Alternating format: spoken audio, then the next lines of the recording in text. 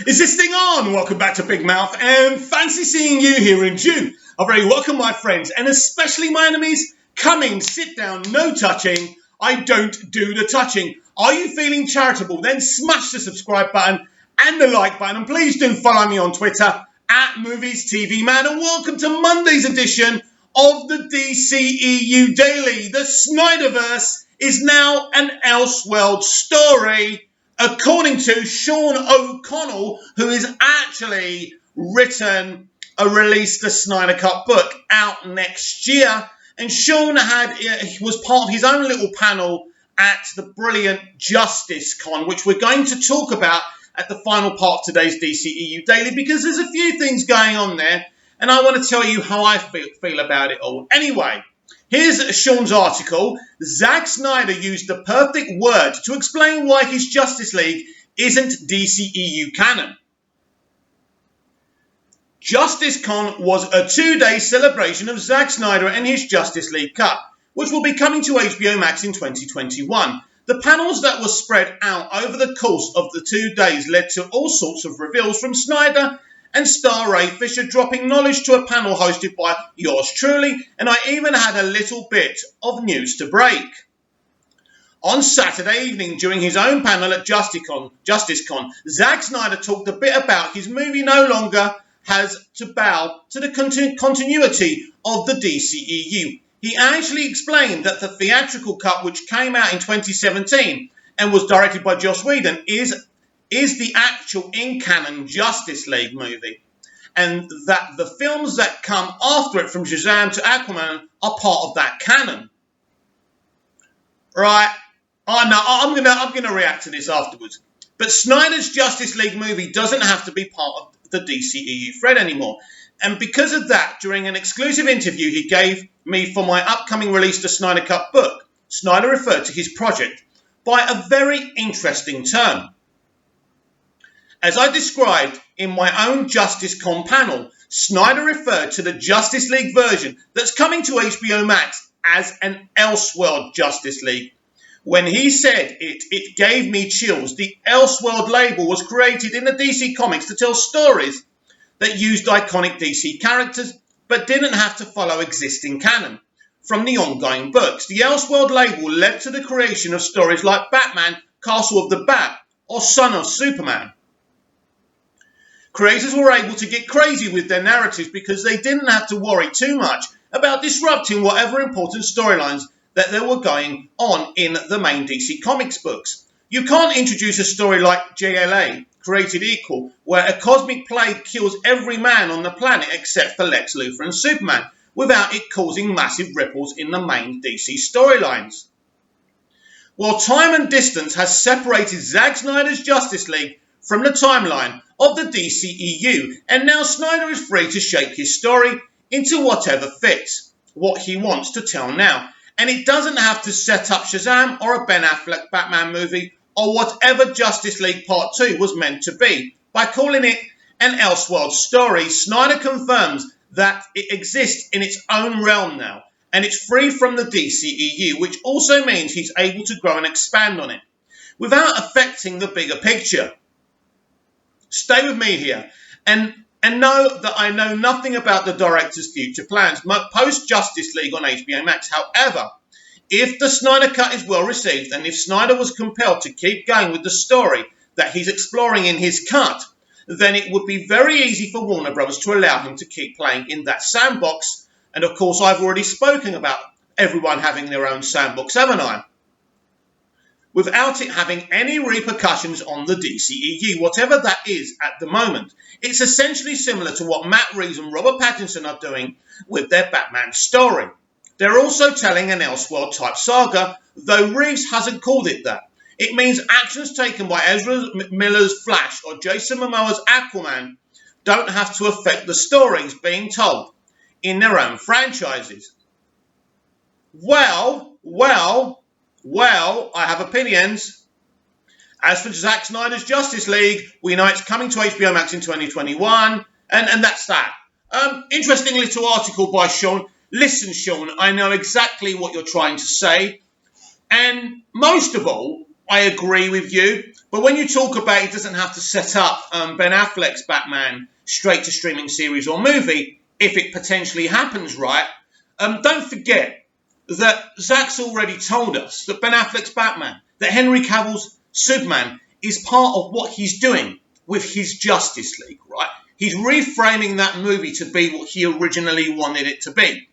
Now, I believe part of these negotiations, when they were having these negotiations about releasing Zack Snyder's Justice League on HBO Max, was, listen, Zack, you understand you're a controversial director.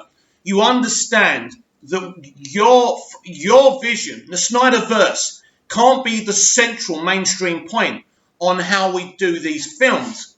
But we like you, Zack. We respect your ability, and we respect you as an artist and a person. And we want you to do your thing. We want to be involved with you. You've got so many fans. It would be ridiculous for you not to continue what you're doing.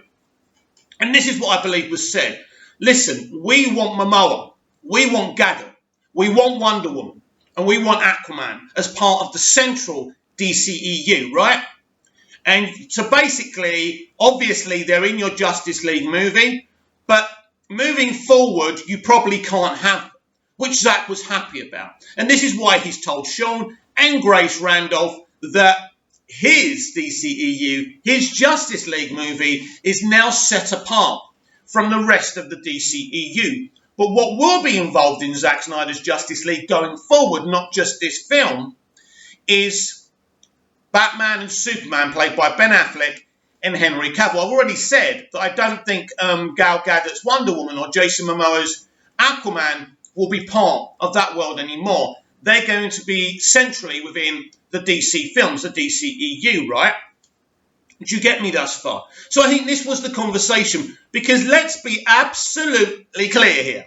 When Christopher Nolan went and got Zack Snyder to do Man of Steel and to do, a franchise, the whole idea was that Snyder's vision was going to be the central point, the main franchise. There wasn't going to be multiverses. There wasn't going to be elseworld stories. It was just going to be Zack's movies and the directors he brought in, like James Wan and David Ayer, to do their films as well. It was going to be one big franchise in a connective state, right? But when the mainstream audience and the mainstream, pundits and critics didn't like what Zack did, Warner Brothers had a problem. Now, Warner Brothers reacted to this really, really badly. And we saw what happened with Justice League. Then AT&T came in and Jim Lee was bumped up alongside Walter Hamada to work with, they had to work with each other to create a way, to think of a way how Zack can still be involved, how Matt Reeves can be involved, how everyone can have their cake and eat it, but die-hard comic book fans can also have a central, maybe brighter, lighter, escapism type of DCEU as well. And I think this is what Zack's referring to. Now, there isn't a universe, right? There isn't a universe where you can tell me that Justice League is part of Shazam and Aquaman. Listen to me. I understand what Sean's saying and what Zack's saying. That Justice League movie is more in line with what they're doing. But once Zack's movie comes out, then I'm focused on that. And I understand what he's talking about. He's now doing his own thing, and it's interconnected with Cavill's Superman and Affleck's Batman, right? And I get that. Mainly, it's Cavill's Superman. That's the story he's telling. And, the Justice League get together. Batfleck gets the Justice League together in honor of Superman, to keep his legacy going. He's the one who started this whole legacy in the DCEU, even though Batfleck was already around, before Cavill became Superman, which we know because he's an older Batman. But the whole idea is here to centralize elements. So centralize Wonder Woman and Aquaman. And for J.J. Abrams hasn't sunk billions of his own money into Warner Brothers just to make, Justice League dark content. No. So Momoa and Gadot are centralized. J.J. Abrams' Superman, which is going to happen, will be centralized. Matt Reeves' The Batman is not an Elseworld story and will be the central point of the DCEU. So he's going to intertwine the Bat family. That's the plan. That's what he wants to do, and that's what Warner Brothers want him to do, right? Warner Media, AT&T. So, you know, Reeves' stuff and Abrams' stuff will be the central point of the DCEU. So where does that leave Zack Snyder? Well, this leaves Zack Snyder exactly where he wants to be. And, you know, so many members of this fandom, of the Snyderverse fandom, were saying the same thing. You know, Snyder's, you know, world can be an elseworld story. I've said it in videos, you know, in months and months ago. Go back and check them out if you want, if you can find them, because I don't do playlists, by the way. It's a very, very unorganized channel here. Sorry about that. It's just random, like me. But I said this ages ago. You know, if Snyder can have his own offshoot universe and continue what he did with Man of Steel and Batman versus Superman, and maybe there can be cameos, you know, with Momoa's Aquaman and Gadget's Wonder Woman still, and I'm sure they'll allow him to have that. But he will bring in his own people from in his own universe. It is going to continue. The Snyderverse is going to continue. No one should worry about that. What Zack is saying and what Jim Lee and what Hamada have suggested is the best thing going forward. Because not everyone loves what Snyder has done and is going to do. But now he's free to do whatever he wants, which is amazing, which is brilliant. I'm trying not to giggle because I keep on thinking about what Zack said to the Nerd Queens the other day on Justice Con when they asked him about rumours about some of Joss Whedon's footage being in Zack Snyder's Justice League, and he goes, "I'd rather burn the whole fucking thing than have somebody's work, someone else's photography on my film." And the girls say this, and this is funny. And girls go, "You understand, don't you, Zack? You know, the question was asked. We have to ask it." He ignores that and goes, "I blow the whole damn fucking thing up before I do it." And he was just going off on a tangent, and it was hilarious. It's like when he said, you know, we're bringing back, what's his name? Yeah, the prickly Steppenwolf, the original design. And Zack, what's funny about Zack, he's got this soft, gentle, compassionate side. But when he really gets angry, he gets angry, and I love it because so many people have gone at this guy and bullied this guy. He's going to say his piece, and I think it's absolutely fantastic. So this whole idea of the Snyderverse being now an Elseworld universe is brilliant. It gives, you know, Zack his own playhouse. It's fun for us, the fans, because we can enjoy what he's doing and we can enjoy what the central DCEU is doing. And this is part of the multiverse strategy by Jim Lee and Walter Hamada. It's genius, it works, and I'm absolutely down for it. The Culture Nerd are reporting that Emilia Clarke is the favourite to play Zatanna in J.J. Abrams' Justice League Dark projects, whether that's the series or the film, we don't know. Let me be absolutely abundantly clear, because I'm not going to spend too much time on this nonsense. If this is true, and I doubt this is true, this would be one of the biggest mistakes in casting of all time. I'm sorry, Emilia, to go for your height. You know, I don't want to be a heightist, but at the end of the day, Zatanna is tall, and she's got this kind of tanned complexion. Basically, she's not American, right? Or am I wrong? Anyway, I always see Zatanna as maybe a little bit European or whatever, right? Anyway, right? You are not Zatanna. You shouldn't play Zatanna, Emilia. You're a great actor, but you're certainly not the type of actor that should be, you know, JJ should be looking for to play Zatanna. That would be absolutely insane. Ray Fisher to Joss Whedon. Sue me for slander if Justice League abuse allegations are untrue. And here's the article by Adam B. Berry at Variety. In a live panel for the Independent Justice League fan convention, Justice Con, on Saturday, actor Ray Fisher claimed that he's undergoing a process to get to the heart of his earlier allegations that director Joss Whedon engaged in abusive and unprofessional behaviour on the set of the 2017 DC Comics adaptation. Fisher was asked to compare working with Whedon to Zack Snyder, the original director of Justice League, who left the film due to a family tragedy. Whedon took over directing and writing duties for extensive reshoots on the project, which opened in November 2017 to mixed to negative reviews and disappointing box office returns. I don't want to compare them in any way, shape or form, Fisher said, but what I will say towards the Joss Whedon situation is obviously I put out some pretty strong words and some pretty strong comments about Joss Whedon, and every single one of those words, every single one of those comments is true. Earlier this month, Fisher tweeted that Whedon's treatment of the film's cast and crew was gross, abusive and unprofessional and completely unacceptable. Fisher also alleged that producers Jeff Johns and John Berg enabled Whedon. Fisher once again offered no specific details or independent confirmation about his claims, but he said he did not choose to make them lightly. It's taken me 2.5 years to get all the information I need to be able to build something that's strong enough so people can't dismiss it, he said. Fisher said he spent those years approaching people to see if they would be willing to speak about their experiences on the film, if it was with anonymity, basically in confidence, so nobody's going to say that they said it. Anonymity, that's it, confidentiality basically.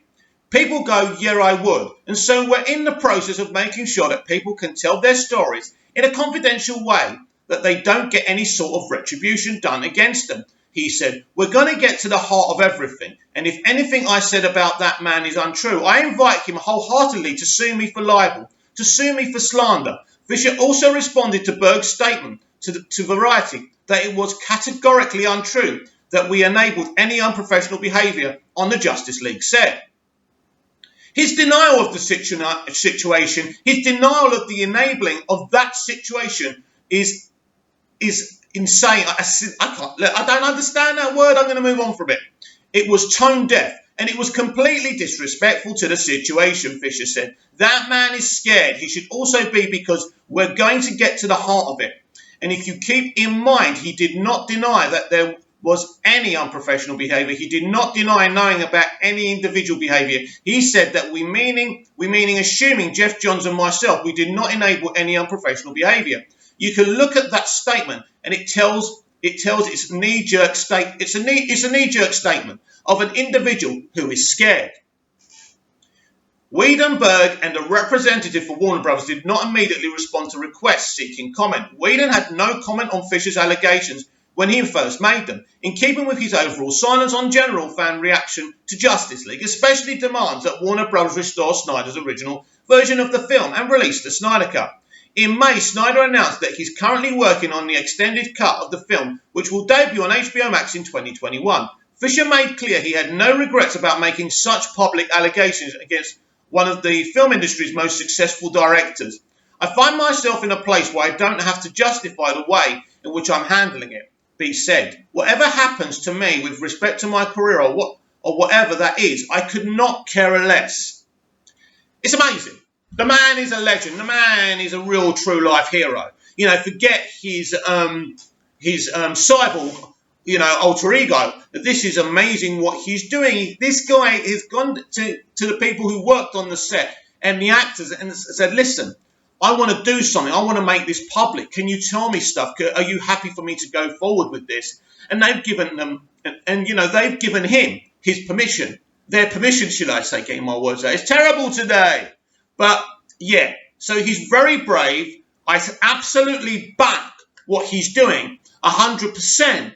And I think it's amazing. And I don't think the cost of his career will be anything, I believe AT&T has a different mentality to Warner Brothers. Look, there's been so many incidents before AT&T bought Time Warner of people being bullied on set and treated unfairly. Now, as we know, what happened on the Lethal Weapon set, right? So with Clayne Crawford, it was a ridiculous situation. He lost his job while his co-star and everyone else kept their jobs. It was outrageous. The show was axed because Clayne Crawford was that Lethal Weapon series. He was amazing. So we know there's historic situations, not just with Ray, that these things have happened, and not just with Justice League, but a new broom is going to sweep clean. And I said to you when Ansanoff and AT&T took over Warner Brothers, that there was a proper investigation into all of these things. And this are the consequences of these investigations. They don't want to be involved in any, sweeping under the carpet. They want these things out in the open. And Ray Fisher is allowed to come out publicly and speak about these things. And I think it's absolutely fantastic. You lot will be able to tell me better than me, but was JusticeCon the first independent convention for fans, by the fans? I'm not sure, but I tell you what, it was trending high. It was really successful. Now, it's an impossible situation to think about the Nerd Queens, this independent YouTube channel, to, let's be honest here, helped 2 billion more times to get Zack Snyder's Justice League released on HBO Max than I ever did, right? I always used to hear about the Nerd Queens. They worked really hard to support Zack Snyder. So they deserve this opportunity. Now, the Nerd Queens, as I say, are independent YouTubers. They're not professionals. Let me draw you kind of a comparison here. When Comic-Con is done normally, not in these crazy stay-at-home kind of situations, studios put money into these. It's at hotels. They've got the most professional people. They can pay for people to introduce panels and things like this. The Nerd Queens have no experience. They have no broadcasting experience. And I think they did a really, really good job, considering their inexperience. And it's great for a couple of, is it 2 girls? I'm not too sure. But it's great for a couple of girls like the Nerd Queens to have this. And Zack's rewarded them here, right? They've done this. They were able to have a Zack Snyder panel, a Jay Oliver panel. Amazing. Ray Fisher was there, right, as well. And there was a lot of other people there as well. So it was very successful. But we must always remember that there are a couple of inexperienced independent YouTubers. And that takes me to my next point. There's been a lot of infighting again, criticising the Nerd Queen's handling of JusticeCon. Now, I've just given the very reason why you shouldn't be going out, attacking people's hard work. Now, I understand that this fandom, this movement has been splintered into so many different corners, especially since the announcement of Zack Snyder's Justice League. Mostly this is to do with some people who have become very successful because of the movement, have become very close to Zack Snyder, and they've been very loyal to Zack Snyder, and he likes rewarding people who have been loyal to him, right? But I don't think that Zack Snyder, values me or you any less than anybody else. But it's become an issue. So obviously there's a lot of envy because the Nerd Queen's got this opportunity. But I think what you don't do as a classy human being is start attacking the way they did this, or things that you didn't like, the panels you didn't like, the way the panels were presented.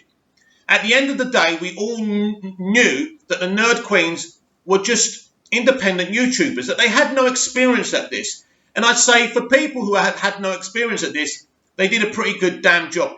And I think attacking people about how they do things isn't very cool. Sometimes it's better to hate in silence. And yes, I had an argument with Wonder Meg a few weeks back, right?